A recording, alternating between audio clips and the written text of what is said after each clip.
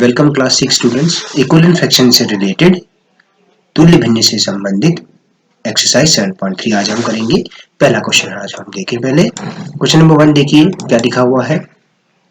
Right the fractions are all these fractions equivalent. तो इन सब के फ्रैक्शंस लिखने हैं शेडेड पार्ट के। तो क्लियरली आप देख पा रहे हैं ये क्या है, 1/2 को दिखा रहा है ना। ये सेकंड वाला जो है 2 आउट ऑफ 4 शेडेड 2/4 पार्ट है, ठीक है। और ये क्या है, 3/6 पार्ट है। और ये शेडेड पार्ट यहाँ पर 4/8 पार्ट है।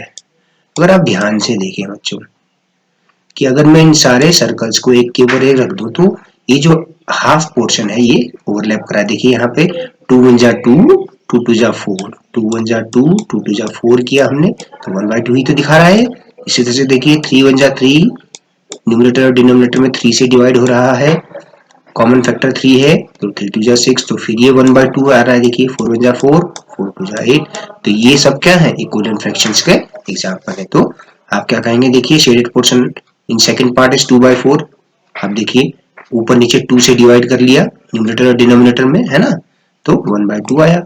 तो हम देख पा रहे हैं कि सारे फ्रैक्शंस का जो सिंपलेस्ट फॉर्म है वो 1/2 आ रहा है। तो इसलिए these fractions are equivalent fractions, ठीक है। अच्छा सेकंड पार्ट देखते हैं बच्चों। सेकंड पार्ट देखिए, अब आप देखिए यहाँ पर ये क्या है, 4/8 को दिखा रहा है, ठीक है। अच्छा और ये देखिए 1 2 3 तो 3/9 है ये, ठीक है। शेडेड बॉल्स हैं 3 है आउट ऑफ 9। ये क्या है, 2/6 है। अच्छा यहाँ पर क्या है, 1/3 है ना। अच्छा यहाँ पर देखिए 1 2 3 4 5 6 बॉल्स जो है शेडेड है 15 में से, तो ये 6/15 है। अगर आप ध्यान से देखें बच्चों, क्या ये सारे इक्विवेलेंट फ्रैक्शन होंगे? तो पहले तो इनकी सिंपलेस्ट फॉर्म निकाल के देख लेते हैं। देखिए 4 1 जा 4, 4 2 जा 8, तो इसका सिंपलेस्ट फॉर्म हो गया, है ना, ये 4/12 है ना। यहाँ पर ये 4/12 है ना, तो 4 3 जा 12, तो ये आया 1/3, ठीक है। अच्छा ये भी 1/3 है, नेक्स्ट वाला भी 1/3 है। देखिए 3 से न्यूमरेटर डिनोमिनेटर में कैंसिल होता है, ठीक है। ये भी 1/3 है, 2/6 है ना, 1/3, ये 1/3 ऑलरेडी है ही। अच्छा यहाँ पर देखिए 3 2 जा 6 और 3 5 जा 50, तो यहाँ पर ये क्या आ रहा है, ये तो भाई हमारा सिंपलेस्ट फॉर्म इसका क्या आ रहा है, 2/5 आ रहा है। तो इसका मतलब क्लियर है कि ये सारे बॉक्सेस में जो शेडेड पार्ट है ये सिंपलेस्ट फॉर्म में इक्वल नहीं है, तो इसलिए they are not equivalent fractions, ठीक है। अगर हम हिंदी मीडियम वाले बच्चों के लिए बात करें तो देखिए प्रत्येक चित्र में छायांकित भागों के लिए भिन्न लिखिए, फिर आप बताइए क्या ये सभी भिन्न तुल्य हैं। अभी हमने करके देखा है 1/2, ये 2/4 है। 2/4 को आप फिर से क्या कह सकते हैं, 1/2 ही कह पाएंगे। देखिए सरलतम रूप में 2 1 का 2, 2 दूनी 4, तो 1/2 ही रहा, है ना। इसे ये वाला चित्र जो है 3 6 में से 3 भाग शेडेड है, तो 3 छायांकित, तो 3/6, 3 1 का 3, 3 दूनी 6, ठीक है। इसी तरह से यहाँ पर देखिए कुल 8 बराबर भागों में से 4 भाग छायांकित हैं, तो 4/8 भाग छायांकित है। तो आप देखिए 4 1 के 4, 4 दूनी 8, तो आप देख पा रहे हैं कि सबका सरलतम रूप चाहे वो 2/4 हो, 3/6 हो या 4/8 हो, सबका सरलतम रूप 1/2 ही आ रहा है। आप ऐसे भी समझ सकते हैं कि इन सारे वृत्तों को एक के ऊपर एक रख के देखें तो एक दूसरे को कंप्लीटली ढक देंगे, तो ये सभी तुल्य भिन्न है। इनमें जो है 1 2 3 4, ये 4 शेडेड है 12 में से, तो 4/12 है। यहाँ पर 9 में से 3 गोले छायांकित है, तो ये 3/9 है। ये 2/6 दिखा रहा है, ये दोनों छायांकित है। यहाँ पर ये वाला शेडेड है तो ये 1/3, और यहाँ पर 1 2 3 4 5 और कुल 6 जो है छायांकित है। कुल 15 गेंदों में से 6 छायांकित है, 6/15। तो आप देखिए यहाँ पर 4/12 का सरलतम रूप 1/3, 3/9 का सरलतम रूप 1/3, 2/6 का भी 1/3, लेकिन 6/15 का सरलतम रूप देखिए 3 दूनी 6, 3 पंजे 15, तो ये तो भैया 2/5 आ रहा है। तो इसलिए ये सभी भिन्न तुल्य भिन्न नहीं है, क्योंकि ये आपस में बराबर नहीं है। बराबर कैसे नहीं है, क्योंकि इनका सरलतम रूप एक समान नहीं है, है ना। तुल्य भिन्न क्या होते हैं, वे सारे भिन्न जिनका सरलतम रूप एक ही भिन्न हो वो क्या कहलाता है, वो आपका कहलाता है तुल्य भिन्न। वो आपके तुल्य भिन्न कहलाते हैं। ठीक है। अच्छा, प्रश्न संख्या 2 देखते हैं, क्वेश्चन नंबर 2 देखते हैं। क्वेश्चन नंबर 2 में क्या लिखा हुआ है बच्चों, छायांकित भागों के लिए भिन्नों को लिखिए और प्रत्येक पंक्ति में से तुल्य भिन्नों को चुनिए। Write the fractions and pair up the equivalent fractions from each row. One row is A, B, C, D, E and the other row is 1, 2, 3, 4, 5. तो first of all what we will do, हम क्या करेंगे, ये हो गया 1/2। ठीक है। अच्छा, ये देखिए 1, 2, 3, 4, तो ये है आपका 4/6। 4/6 का सिंपलेस्ट फॉर्म है ना, अभी देखते हैं। देखिए ये है 1, 2, 3, 1, 2, 3, 4, 5, 6, 7, 8, 9, तो 3/9 है ये। ठीक है, ये 3/9 है। यहाँ पर ये क्या है, 2/8 है। यहाँ पर ये 3/4 है। ठीक है। अब तुल्य भिन्न का मिलान करना है, तो पहले यहाँ पर देख लेते हैं कितने ट्राइंगल्स हैं। 1, 2, 3, 4, 5, 6, 1, 2, 3, 4, 5, 6, 6 18 है। 1, 2, 3, 4, 5, 6, तो 6/18 है ये। अब आप देखिए 6/18 का सिंपलेस्ट फॉर्म क्या है, सरलतम रूप क्या है 6/18 का। 6/18 का सरलतम रूप है ना, तो 6 का 6, 6 18, तो 1/3 हुआ। यानी कि ये 1/3 दिखा रहा था। 1/3 कौन सा है, यहाँ पर देखिए 3 का 3, 3 9, तो ये भी 1/3 है। ठीक है, और ये भी 1/3 है, क्योंकि दोनों ही छायांकित भागों के भिन्नों का सरलतम रूप 1/3 आया, तो इसलिए सी और फर्स्ट वाला एक कॉम्बिनेशन है, 1/3 दिखा रहा है। ठीक है। इसी तरह से आप देखिए ए। अच्छा, फिर इनको भी पूरा कर लेते हैं। 1, 2, 3, 4, तो 4 भाग शेड है, 8 कुल 8 में से 4/8, तो 4/8 का मतलब क्या हुआ, देखिए 4 1 का 4, 4 दूनी 8, तो ये क्या दिखा रहा है, 1/2 ही दिखा रहा है ना। तो अब आप देखिए ए और 2 आपका इक्विवेलेंट फ्रैक्शंस है। ठीक है। अच्छा, इसमें देखिए 1, 2, 3, 4, 16 शेड में से 12 जो है शेडेड है। देखिए 1, 2, 3, 4 और ये 8 ही हो गए, तो 12/16 है ये।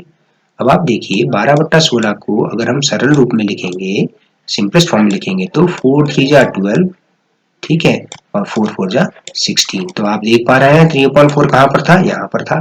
तो ई और थर्ड वाला जो है आपका 3/4, ये दोनों आपस में इक्विवेलेंट फ्रैक्शंस हैं। ठीक है, थर्ड वाला और ई वाला। ओके, अब आप इसको देखिए 1 2 3 4 5 6, तो 12 है। 12 में से कितने शेडेड हैं बच्चों, 12 में से कितने शेडेड हैं आप देख पा रहे हैं। 12 में से, अच्छा 1 2 3 4 5 6, 6 to 12 है ना। 12 में से आपके कितने शेडेड हैं, 10 शेडेड है। 1 2 3 4 5 6 7 8, माफ कीजिए 8 शेडेड है। 8/12 है बच्चों। ये क्या है 8/12, सिंपलेस्ट फॉर्म में करके देखें। 4 2 जा 8, 4 के टेबल में 8 और 12 आता है, और 4 3 जा 12, तो ये आया 2/3। ये किसको दिखा रहा है, 2/3 को। क्या आपको 2/3 वाला कोई और सिंपलेस्ट फॉर्म किसी का दिखेगा, देखिए 4/6 का। 2 2 जा 4, 2 3 जा 6, तो ये भी 2/3 को ही दिखा रहा है। तो इसलिए बी और आपका फोर्थ वाला ये आपका इक्विवेलेंट फ्रैक्शंस है। ये वाला और ये वाला इक्विवेलेंट फ्रैक्शंस है ना। इस तरह से करना है। बचा ये 2/8 का मतलब है 1/4। 1/8 का मतलब हो गया 1/4। अब आप यहाँ पर देखिए 1 2 3 4 शेडेड है, आउट ऑफ कितना, आउट ऑफ आप देख लीजिए 1 2 3 4 आउट ऑफ 16। टोटल 16 ट्रायंगल्स हैं। तो आप देखिए यहाँ पे 4 1 जा 4, 4 4 जा 16, तो ये भी 1/4 है। तो इसका मतलब डी और फिफ्थ वाला जो है आपके इक्विवेलेंट फ्रैक्शंस हैं। ठीक है, इस तरह से कर समझ लिया आपने। तो जब आप ये फिगर बनाए पेंसिल से इनको ड्रॉ करें, तो इसको जो लिख रहे हैं तो उसका जो है सिंपलेस्ट फॉर्म लिख लीजिए इस तरह से, तो आप बड़ी आसानी से बता पाएंगे कि कौन से फ्रैक्शंस आपस में इक्विवेलेंट हैं। जिनके सिंपलेस्ट फॉर्म एक ही फ्रैक्शन आते हैं वो इक्विवेलेंट फ्रैक्शंस होते हैं। जिन भी दो भिन्नों का, जैसे कि ये 1/2 और ये 4/8, इन दोनों भिन्नों का सरलतम रूप 4/8 का सरलतम रूप 1/2 आया, तो ये दोनों तुल्य भिन्न हो गए। इस तरह से करना है। ठीक है बच्चों, आशा करता हूं आपके समझ में आया होगा, है ना। अच्छा, क्वेश्चन नंबर 3, प्रश्न संख्या 3 देखते हैं बच्चों।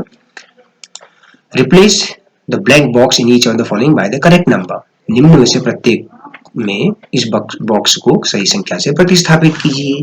तो बड़ा ही आसान है बच्चों, जिस संख्या से गुणा करके यहाँ पर आपको ये हर मिला हुआ है ना, जिस यहाँ पर इसका न्यूमरेटर मिला हुआ है, तो अब आप उसी हिसाब से कर सकते हैं बड़े आराम से।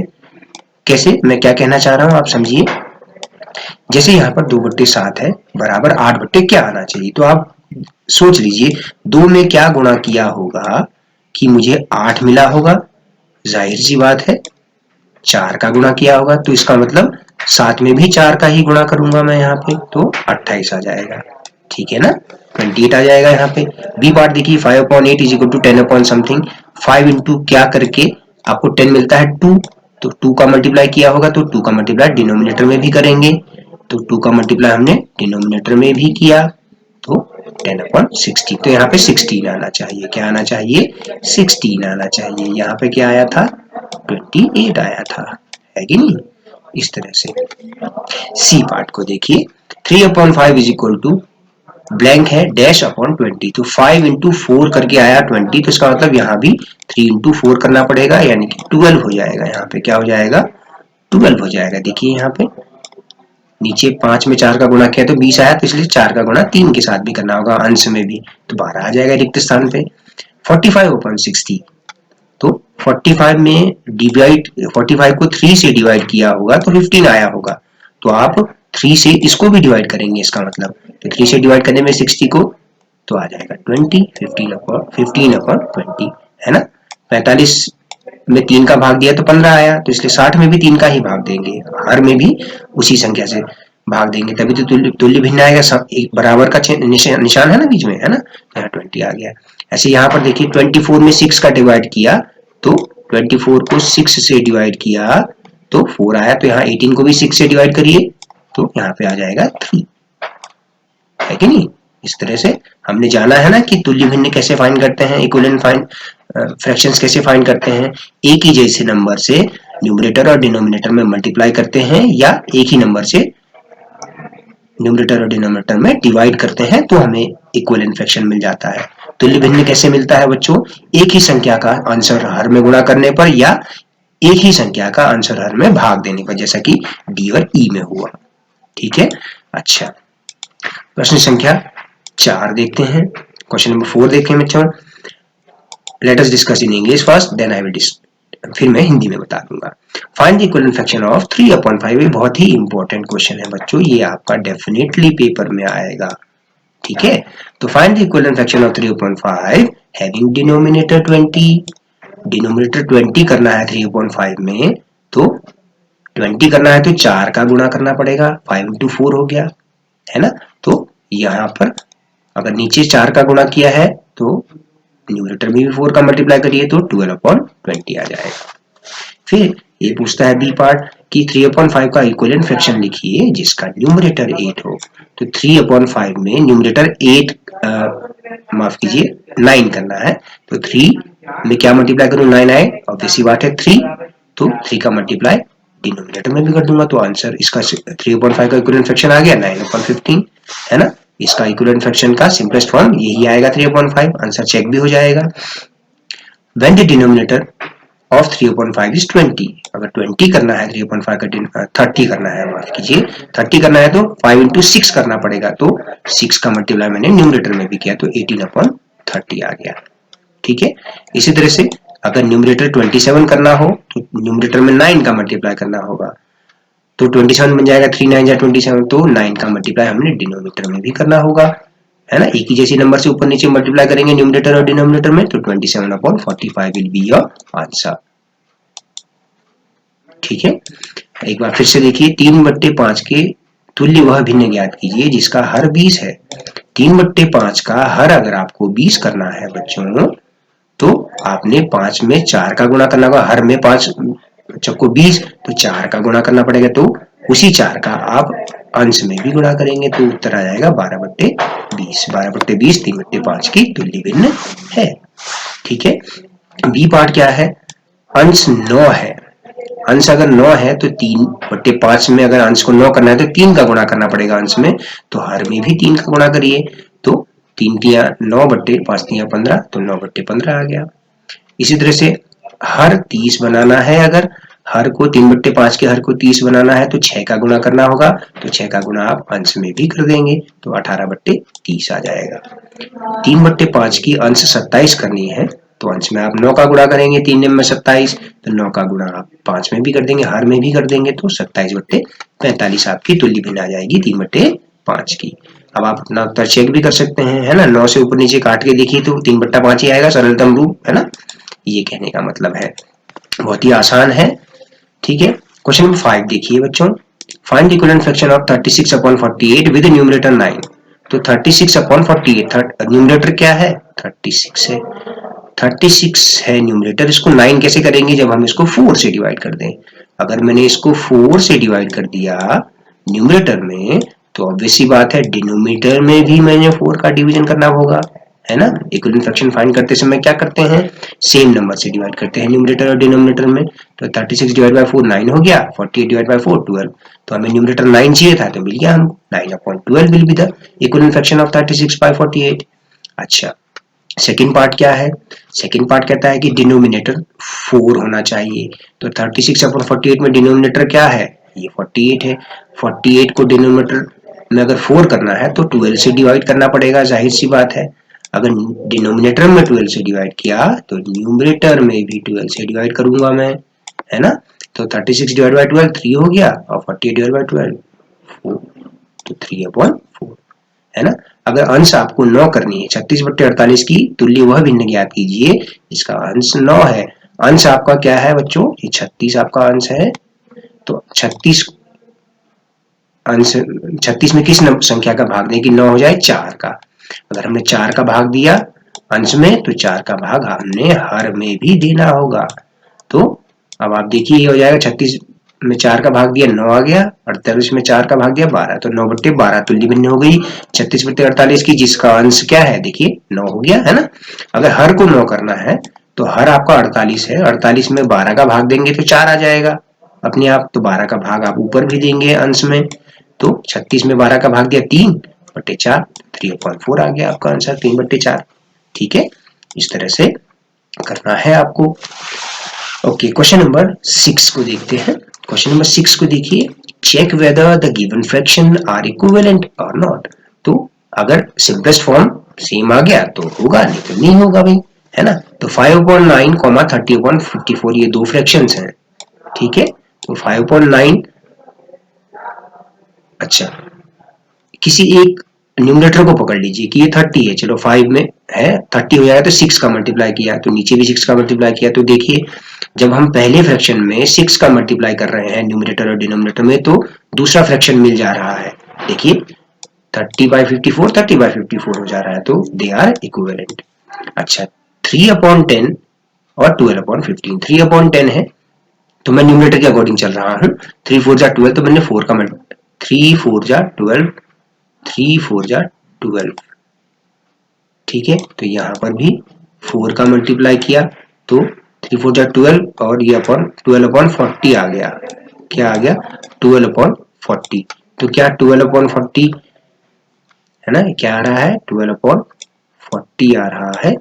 ठीक है, थोड़ा सा मिसप्रिंट हुआ है यहाँ पे, और कैंसिल कर लेंगे हम, और कैंसिल। तो आप देख पा रहे हैं कि 15/50 आ रहा है, ये 12, देखिए सॉरी थोड़ा सा गलत लिख दिया मैंने, है ना। 10/4, 10 गुना 4 है ना, 3 चौको 12, तो यहाँ 40 आया, 12/40 आना चाहिए था। ठीक है, 12/40 आ रहा है। क्या 12/40 12/50 के बराबर होता है? बिल्कुल नहीं होता है, ये देखिए गलत हो रहा है यहाँ पे। 3 से में 4 का गुना किया 12 आया, और यहाँ पे 4 का मल्टीप्लाई किया तो 40 आया। तो 12/40 और 12/50 तो डिफरेंट है भाई, तो ये दोनों इक्वल फ्रैक्शन नहीं है। कौन कौन से? कि 3/10 और 12/50 are not equivalent. Okay, C part देखिए, 7/13 5/11। तो आप देख पा रहे हैं कि दोनों में अगर मैं न्यूमरेटर के अकॉर्डिंग, अगर मैं डिनोमिनेटर को एक जैसा बना देता हूँ, 13 में मैं 11 का मल्टीप्लाई कर देता हूँ, इसमें 11 में भी 13 का मल्टीप्लाई कर देता हूँ, तो दोनों के फ्रैक्शन में डिनोमिनेटर 143 हो जाएगा। 11 का मल्टीप्लाई यहाँ भी किया तो 77/143 डेफिनेटली 65/143 के बराबर नहीं है, तो they are not equivalent fractions. ठीक है, एक फ्रैक्शन को दूसरी फ्रैक्शन फॉर्म में कन्वर्ट करने पर नहीं आ रहा है, सिंपलेस्ट फॉर्म में भी, या कुछ मल्टीप्लाई करने पर भी नहीं आ रहा है। ठीक है ना। अच्छा, प्रश्न संख्या 6 देखिए बच्चों कि निम्न भिन्न तुल्य है या नहीं ये पता करना है। तो 5/9 और 30/54, तो मैं अंश की तरफ ध्यान देता हूँ कि 5 में मैं क्या गुणा करूँ कि दूसरे का हर अंश आ जाए, तो मैंने 6 का गुणा करने की कोशिश करी, तो 5 गुना 6/9 गुना 6 कर दिया, दोनों में अंश और हर में, तो ये 30/54 आया। तो यानी कि क्या, अगर संख्या 6 का अंश तथा हर में गुणा कर रहा हूं तो मुझे दूसरी भिन्न मिल जा रही, तो इसका मतलब ये क्या है, दोनों ही तुल्य भिन्न हैं। अच्छा, अगला उदाहरण देखिए 3/10 और 12/50 का। 3/10 और 12/50 का, तो मैं क्या कर लेता हूँ, उनके हर को बराबर बना के चल देता हूँ, है ना। 10 गुना 5, तो मैंने 5 का गुणा कर दिया ऊपर नीचे, 3 गुना 5/10 गुना 5, तो 15/50 आया, और ये 12/50 है, तो क्या 15/50 और 12/50 समान है? बिल्कुल नहीं है, तो इसलिए ये दोनों तुल्य भिन्न नहीं है। 7/13 और 5/11, तो ऊपर नीचे मैंने 11 का गुणा किया, यहाँ पर ऊपर नीचे अंश और हर में 5/11 में 13 का गुणा किया, तो 77/143 और 65/143, तो ये भी दोनों तुल्य भिन्न नहीं है। एक भिन्न को दूसरे भिन्न में परिवर्तित नहीं कर पा रहे हैं, और न ही कुछ गुणा करने पर भी हमें कुछ मिल पा रहा है ना। 13 और 11 का लॉस जो है 143 हुआ, तो हमने यहाँ पर 11 का गुणा कर दिया, यहाँ पर 13 का गुणा कर दिया 5/11 में, तो नहीं आ रहा है, तुल्य भिन्न नहीं मिल रहा है आपको। ठीक है, प्रश्न संख्या 7 देखिए, निम्नलिखित भिन्नों को सरलतम रूप में बदलिए। तो 48/60 आप डायरेक्टली भी कर सकते हैं, अगर 12 का पहाड़ा याद है तो 12 चक्को 48 और 12 पंजी 60। ठीक है, तो सरलतम रूप हो गया 4/5। ठीक है, या आप ऐसा कर सकते हैं कि इनके गुणनखंड लिख लीजिए। 48 के गुणनखंड 2 गुना 2 4 दूनी 8 दूनी 16 3 48, और 60 के गुणनखंड 2 गुना 2 4 4 3 12 12 पंजे 60। तो गुणनखंड करके देख लिए, तो जो एक जैसे गुणनखंड है वो कट जाएंगे, अंश तथा हर में कट जाएंगे। 2 से 2 कटा, यहाँ पर ये गुणनखंड भी कट गया, अंश तथा हर में आप गुणा कर सकते हैं बच्चों। तो 4/5 आया। तो सरलतम रूप में बड़ी आसानी से कर सकते हैं। जैसे अगर आपको कोई भी दो संख्याएं शून्य से अंत हो रही हैं, तो आप देखिए 150 को लिख दिया 3 गुना 5 गुना 10, तो 10 से 10 कटा, 3 से 3 कटा, तो 5/2 बचा। अगर आप और सरल तरीके से करना चाहें, तो अगर कोई दो संख्याएं अंश तथा हर में शून्य से अंत हो रही हैं, तो शून्य से शून्य कट जाता है, 15/6 बचा, तो 3 पंजे 15 और 3 दूनी 6, ऐसे भी कर सकते हैं। लेकिन इस प्रकार से करेंगे तो ज्यादा सुंदर दिखेगा, सुअर दिखेगा, अच्छा दिखता है नोटबुक में। ठीक है, 84/98, 84 के गुणनखंड आप लिख लीजिए, 2 गुना 3 गुना 14 और 7 गुना 14, ऊपर नीचे 14 का भाग दे दिया हमने, ऐसे भी कर सकते हैं, डायरेक्ट 14 का भाग दे दीजिए, 6/7 आ जाएगा। 12/52, इस तरह से गुणनखंड करिए, और 4 दोनों में कॉमन है, देखिए 4 3 12 और 4 गुना 13 52 होता है असल में। सीधा भी कर सकते हैं आप, ऊपर नीचे आप जो 12 से भाग दे दीजिए, आप ऐसा कर सकते हैं ना, 12 में आप 4 का भाग दीजिए, ऐसी तरह से हर में भी आप 4 का भाग दीजिए, इस तरह से भी कर सकते हैं। ठीक है, कोई दिक्कत नहीं है हमें, आप इस प्रकार से भी हल कर सकते हैं। ठीक है, हमने यहाँ गुणनखंड करके कर लिया, बात एक ही है। ठीक है, इस तरह से भी कर सकते हैं। 7/28, तो 7 1 7 7 4 20, तो 1/4 आ गया। ठीक है, question number 7, what was students कि reduce them to simplest form. तो simply write the factors write the factors of 48 and 60. So we wrote 2 is 4, 2 is 8, 2 is 16, 3 is 48, and 2 is 4, 3 is 12, 5 is 60. And then the like factors in numerator and denominator will be cancelling each other. 2 से ये 2 cancel, this 2 will cancel this 2 in numerator and denominator. याद रखिए numerator और denominator में ही cancel कर सकते हैं। तो 3 से ये फैक्टर 3 कटा, तो बचा क्या, 2 2 4/5, 4/5। या आप डायरेक्टली भी कर सकते हैं, अगर आपको 12 का टेबल पता हो, 48 डिवाइड बाय, आप लिख सकते हैं ना, 48 divide by 12 divide by 48 divide by 12 और 60 डिवाइड बाय 12, ऐसे भी तो कर सकते हैं आप। तो ऐसे भी किया जा सकता है ना, अगर आपको टेबल पता है। हम यहाँ फैक्टर करके कर रहे हैं, बात एक ही है। तो ये आ गया 4/5, 48 में 12 का डिवाइड किया 4, 60 में 12 का डिवाइड 5, है ना। 150/60, तो फैक्टर लिख लिए 3 × 5 × 10, 10 से 10 कैंसिल हुआ, 3 से ये 3 कैंसिल हुआ, तो 5/2। अगर आप वैसे भी कर सकते हैं, अगर कोई दो नंबर्स न्यूमरेटर और डिनोमिनेटर में 0 से एंड हो रहे हैं तो 0 से 0 आप कैंसिल कर सकते हैं। तो आप देखिए 15/6 हुआ, 3 5 जा 15 और 3 2 जा 6, ऊपर नीचे 3 से डिवाइड कर दिया। आप ऐसे भी कर सकते हैं डायरेक्टली भी। 84/98 14 की टेबल में आते हैं दोनों, 14 से ऊपर नीचे डिवाइड कर दीजिए 6/7। ये आप ऐसे फैक्टर करके करिए तो और अच्छा दिखता है ये। 12/52 है ना, इस तरह से 7/28 1/4 का 12/52 में देखिए 4 3 जा 12 और 4 into 13 is 52। ठीक है, तो ऐसे भी किया जा सकता है। हमने क्या किया यहाँ पे, थोड़ा अच्छा दिखेगा करके हमने उसके फैक्टर्स लिख लिए, तो आसान भी हो जाता है। लाइक फैक्टर्स न्यूमरेटर और डिनोमिनेटर में कैंसिल हो जाते हैं। ठीक है बच्चों, कर पाएंगे उम्मीद करता हूँ इस क्वेश्चन को। ओके, अब हम क्वेश्चन नंबर 8 में चलते हैं बच्चों। क्वेश्चन नंबर 8 भी आपका एक बहुत ही इंपॉर्टेंट क्वेश्चन है। डेफिनेटली ये आपका एग्जाम में आएगा बच्चों, डेफिनेटली ये एग्जाम में आएगा। क्वेश्चन को समझते हैं बच्चों पहले। क्वेश्चन क्या कहता है, क्वेश्चन कहता है रमेश हैड 20 पेंसिल्स। रमेश के पास 20 पेंसिल्स, पेंसिल उसने यूज कर ली 10 पेंसिल यूज कर ली। शीलू हैज 50 पेंसिल्स, ठीक है 50 पेंसिल, और शीलू ने 25 पेंसिल यूज कर ली, ठीक हो गया। जमाल हैड 80 पेंसिल्स, जमाल के पास 80 पेंसिल्स थी और जमाल ने कितनी यूज कर ली, 40 पेंसिल्स यूज कर ली। तो ये पूछता है what fraction did each use up, check if these each one has used up an equal fraction of her और हिज पेंसिल्स। तो रमेश ने कितनी पेंसिल यूज कर ली है, तो fraction pencils use divided by total number of pencils, तो 10/20 1/2।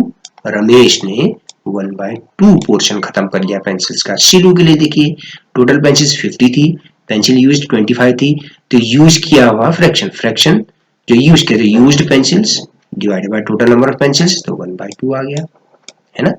इसी तरह से जमाल ने भी टोटल पेंसिल्स 80 थी, यूज करी 40, कितना फ्रैक्शन यूज कर लिया, number of used pencils divide by total number of pencils, तो ये भी 1/2 आया। तो इसका मतलब क्या है, since all of them used half of their pencils, सबका फ्रैक्शन सेम आ रहा है, तो therefore each one used an equal fraction of pencils. ठीक है, तो आपने करना क्या है, number of used pencils upon total number of pencils, प्रत्येक इंडिविजुअल के लिए, every individual you have to look after and then check whether all the fractions which we got have the same simplest form. You can see all are having the same simplest form 1/2, यानी कि equivalent fractions, यानी कि equal portion, यानी कि half portion बच्चों ने, तीनों बच्चों ने यूज किया, रमेश, शीलू और जमाल ने। ओके, एक बार फिर से देख लेते हैं। देखिए रमेश के पास 20 पेंसिल, ठीक हो गया, शीलू के पास 50 पेंसिल और जमाल के पास 80 पेंसिल। 4 महीने बाद रमेश ने 10 पेंसिल प्रयोग कर ली, ठीक है, शीलू ने 25 प्रयोग कर ली, 50 में से 25, और जमाल ने 80 में से 40 खर्च कर ली। तो प्रत्येक ने अपनी पेंसिल की कौन सी भिन्न प्रयोग कर ली, तो कितनी भिन्न प्रयोग कर ली, प्रयोग की गई पेंसिलों की संख्या बटे कुल पेंसिलों की संख्या, 10/20 आया। तो देखिए सरलतम रूप करने पर आया 1/2, है ना, 10 × 10 10 दूनी 20। अच्छा, शीलू के लिए देखते हैं, कुल पेंसिल 50 है, प्रयोग की गई पेंसिल 25, तो प्रयोग की गई भिन्न का बताना है आपको, भिन्न बतानी है, तो कुल प्रयोग किए गए पेंसिलों की संख्या बटे कुल पेंसिल, तो 25/50, ये भी 1/2 आया।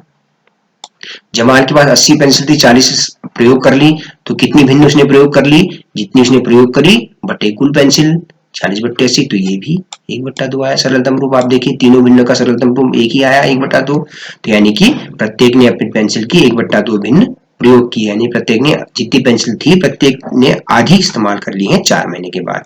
इस प्रकार प्रत्येक ने अपनी पेंसिलों की समान भिन्न प्रयोग की है ना। तो तुल्य भिन्न आ रहा है ना, देखिए सबका सरलतम रूप एक ही, इसका तो प्रत्येक ने एक समान 1/2 भिन्न का प्रयोग किया है। ठीक है, लास्ट क्वेश्चन देखते हैं, question number 9। Match the equivalent fractions and right 2 more for each. तुल्य भिन्नों का मिलान कीजिए और प्रत्येक के लिए 2 भिन्न और लिख लीजिए। ठीक है, तो सरलतम रूप, ये सब सरलतम रूप दिख रहे हैं और ये ठीक है बड़े रूप में दिया हुआ है। तो आप देखिए क्या करना है, 250/400 है ना, तो आप देखिए कैंसिल करेंगे, अगर हम 0 से 0 कैंसिल होगा, फिर 5 5 25 और 5 8 40, तो 5/8 आया, तो डी से मिल रहा है 250/400। अच्छा, बाकी दो और इक्विवेलेंट फ्रैक्शन, दो और तुल्य भिन्न लिखनी है, तो 5/8 में आपके एक ही जैसी संख्या का गुणा कर दीजिए, 5 × 2 8 × 2 है ना, ऊपर नीचे 2 का गुणा कर दिए तो 10/16, ऊपर नीचे अंश और हर में 5/8 में 3 का गुणा कर दीजिए 15/24, है कि नहीं। इस तरह से सेकंड पार्ट है 180/200। तो आप देखिए 0 से 0 कैंसिल हुआ बच्चों, है ना। 180/200 देखिए कैसे करना है, कोई भी दो नंबर्स हैं, न्यूमरेटर और डिनोमिनेटर अंश तथा हर में अगर शून्य से अंत हो रहे हैं तो शून्य से शून्य काट सकते हैं आप आसानी से। 0 से 0 कैंसिल हुआ, ओके। फिर आप देखिए 2 9 जा 18 और फिर 2 से कैंसिल हो रहा है ऊपर नीचे, 18/20 तो 9/10 आया। तो 180/200 का इक्विवेलेंट फॉर्म है 9/10। 9/10 के और दो इक्विवेलेंट फॉर्म लिखने तो आप ऊपर नीचे न्यूमरेटर अंश तथा हर में 2 का गुणा कर दिया तो 18/20 हुआ, 3 का गुणा किया तो 27/30 हुआ, ठीक है ना। 660/990 तो 2/3 आएगा सरलतम रूप। अब इसमें 2 का ऊपर नीचे गुणा कर दिया 4/6, 6/9, इस तरह से कर लिया आपने, है ना। देखिए 660/990, शून्य से शून्य कटा, 11 का पहाड़ा चलाया, 11 से 66, 11/99, फिर देखिए 3 से जा रहा है, 3 दूनी 6 और 3 तिया 9, तो आ गया ना 2/3, है ना। 180/360 तो 1/2 आ गया, तो बड़ा आसान है, 180 का डबल होता है 360 तो 1/2 आ गया। और दो फॉर्म लिखने हैं आपने, तो 180/360 का इक्विवेलेंट फॉर्म क्या है 1/2, और दो फॉर्म आपने लिखने हैं, तो आप 1/2 में ऊपर नीचे न्यूमरेटर और डिनोमिनेटर में अंश तथा हर में 2 का गुणा कर दीजिए, 2/4, 3/6, 4/8, ऐसे बहुत सारे लिख सकते हैं, 5/10 and so on, many you can write, ठीक है। हम क्या कर रहे हैं, 2 और 3 का मल्टीप्लाई करके बना दे रहे हैं। 220/550 है ना, 0 से 0 कैंसिल हुआ, 11 2 जा 22 और 11 5 जा 55, तो 2.5 आया, तो 220/550 का इक्विवेलेंट फॉर्म आया 2.5। और दो इक्विवेलेंट फ्रैक्शन लिखने हैं, तो 2.5 में न्यूमरेटर और डिनोमिनेटर में 2 का मल्टीप्लाई कर दीजिए तो 4/10, 6/15, अगर आप 6 का मल्टीप्लाई करेंगे तो 12/30, ऐसे बहुत सारे बना सकते हैं, है कि नहीं। आपको केवल 2 लिखने हैं, तो हमने सरल वाला पकड़ लिया कि हमने कहा कि भाई टेबल चला दिया हमने न्यूमरेटर और डिनोमिनेटर का, टू टू जिससे ऊपर मल्टीप्लाई किया अंश में उससे ही हर में भी मल्टीप्लाई किया, ठीक है ना बच्चों। तो आज के लिए इतना ही है, उसके बाद मैं आपको एक एक्सरसाइज 7.4 भी शेयर कर देता हूं, तो दोनों एक्सरसाइज आप कंप्लीट करेंगे। धन्यवाद बच्चों और शुभ दिन, और पढ़ाई पर विशेष ध्यान दीजिए बच्चों।